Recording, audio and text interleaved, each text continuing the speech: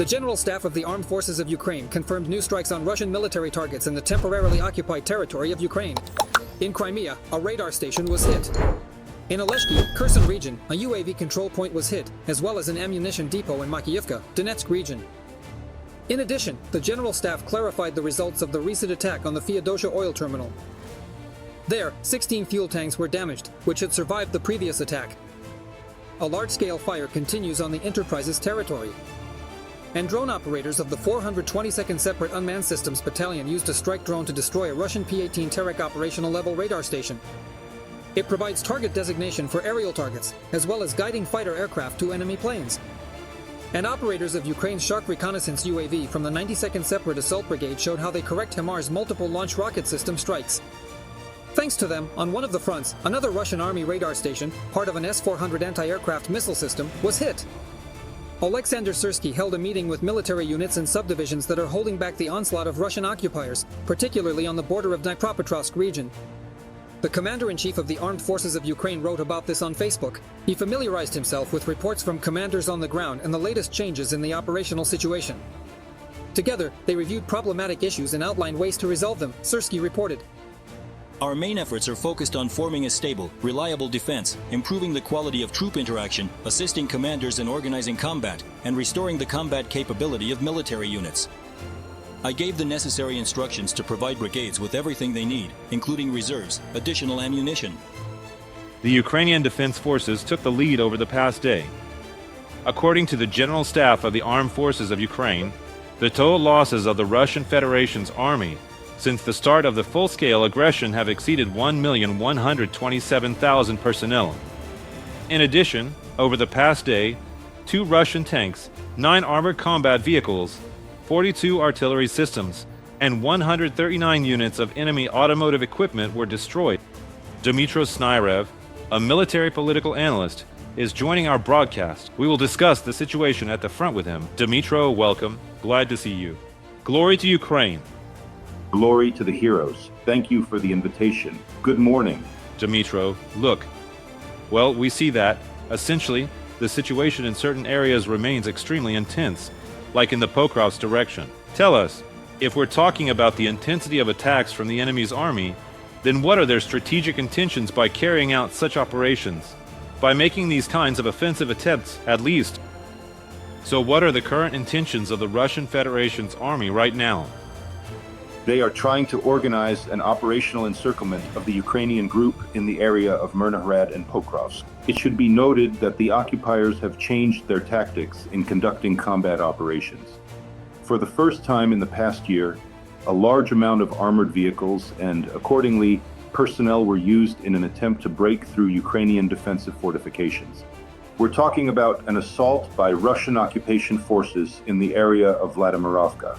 And I should point out there was a large amount of armored vehicles involved. This kind of tactic was used for the first time, considering that the defense forces of Ukraine are using the so-called drone wall tactic. Moreover, according to the assessment of the commander of the General Staff of the Armed Forces of Ukraine, the kill zone currently reaches up to 10 kilometers. And accordingly, the occupiers are well aware that there is practically no success, not even at the tactical level, and no advance deeper into Ukrainian territory. A decision is being made to radically change the tactics of combat operations. We're talking about the so-called tactic better, known as "we won't spare the cost." In other words, they fully understand that when they throw tank battalions into the attack, meaning more than 30 armored vehicles, at best no more than 5, maybe 7 at most, will actually reach the positions of the Ukrainian defense forces. That is, they are deliberately accepting massive casualties among their personnel and, accordingly, the destruction of heavy armored vehicles, which the occupiers don't have that many of left. The main goal is to try to land assault groups. This is what you're showing now. The aim is to gain a foothold and, accordingly, later use the so-called meat assault tactics. And let me point out, dear viewers, according to the Russian side's own assessment, the life expectancy of a so-called assault trooper is no more than 12 days. And this shows that the Russian army, let me emphasize this again, especially for Russian viewers, is basically using World War II-era tactics, burying Ukrainian positions under the bodies of their own soldiers. So it's no surprise, then, to see the statistics you've shown. Just in the past 24 hours, the occupiers have lost more than 1,100 personnel. And let me add that, according to the Russian side's own assessment, the ratio of irrecoverable losses, the so-called 200s, has now equaled the ratio of medical losses, the so-called 300s. Although globally, the standard is 1 to 3, that is, for every 1 killed, there are usually 3 wounded. This is evidence of the dire situation in the Russian army, the challenges of evacuating directly from the front line, and accordingly, the state of their tactical medicine.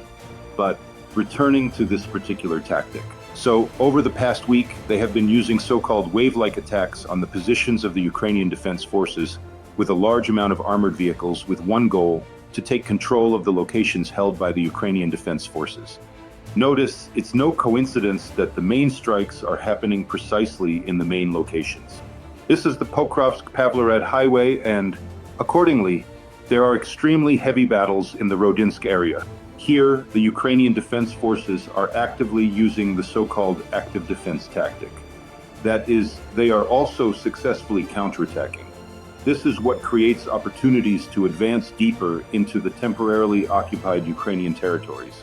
Moreover, I should note that, according to Syrskyi's own assessment, the advance over the past day was 1.6 kilometers. These are significant successes for the Ukrainian defense forces. But at the same time, it should also be noted that additional units of the occupying army are being redeployed to the Pokrovsk direction. The information that was circulated in the Ukrainian media about the withdrawal of Russian military units, their redeployment from the Pokrovsk direction to the Novopavlivka direction does not correspond to reality. What was actually happening was the so-called rotation of personnel. In other words, they were pulling out battered, exhausted, and basically bled-dry units of the Russian army and replacing them with fresh cannon fodder. The main objective of the occupiers in the Pokrovsk direction, let me emphasize again, is to try to take direct control of the locations of the Ukrainian defense forces with the threat of creating an operational encirclement. But as we can see, the Ukrainian defense forces are demonstrating a successful tactic of counterattacks. Dmytro, so Donald Trump has stated that Ukraine is preparing to go on the offensive, and Donald Trump will be discussing this tomorrow on Friday at a meeting with Volodymyr Zelensky.